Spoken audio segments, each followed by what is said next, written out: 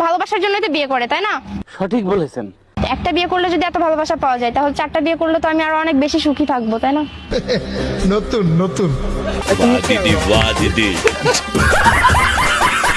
তো বন্ধুরা কেমন আছেন? আশা করি সকলে ভালোই আছেন। তবে আজকে আপনার মনকে আরো ভালো করতে আমরা আবারও নিয়ে চলে এলাম অস্থির বাঙালির 24 নম্বর পর্বটি।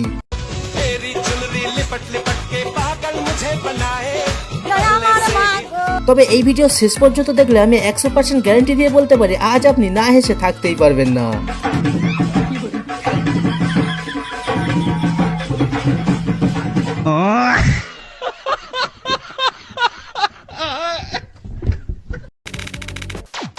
ভিডিওর নাম অস্থির বাঙালি। তবে ভিডিও শুরু করব অস্থির একটি বাবাকে দিয়ে। তবে এটা দেখে কেউ হাসবেন না কিন্তু।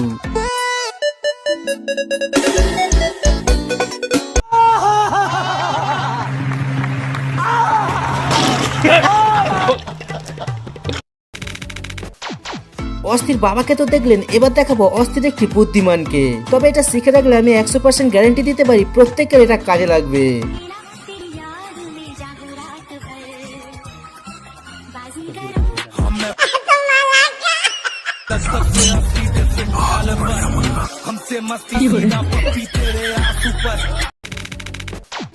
আর যখন বাঙালিদের বুদ্ধি নিয়ে আলোচনা হচ্ছে, তো এই ভাইয়েরা কিভাবে পিছিয়ে থাকতে পারে?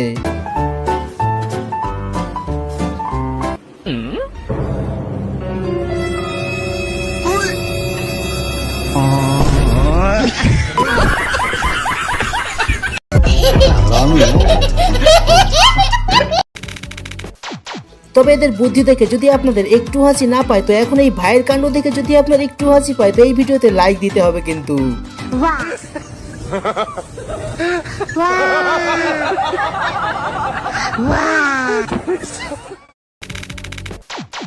আচ্ছা আপনি বলুন তো, ফর্সা মেয়েকে বিয়ে করা ভালো নাকি কালো মেয়েকে বিয়ে করা ভালো?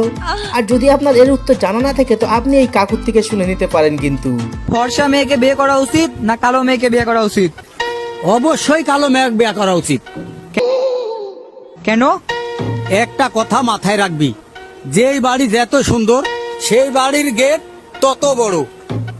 আর হ্যাঁ, এই কথাটা কিন্তু বাড়ির লাগি ছিল না।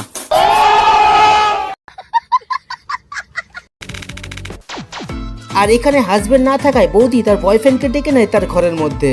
তো হঠাৎ করে তার হাজবেন্ড চলে আসে বাড়িতে, আর তখন বয়ফ্রেন্ড কেমন ভাবে লুকিয়ে পড়লো সেটা একবার দেখুন। रुको जरा सबर करो।